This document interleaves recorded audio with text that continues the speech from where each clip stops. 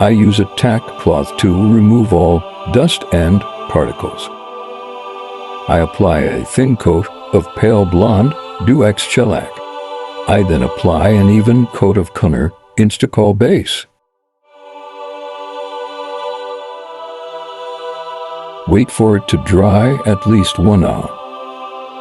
When dry, it will look wet like this. I let it dry overnight. Next day, apply activator with chamois. Looks glossy, very dry too.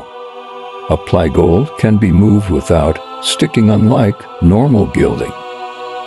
I use the tool to gently press, especially the borders. Press softly with a cloth. Remove the paper. Slightly overlap next piece. You have 50 minutes to work with.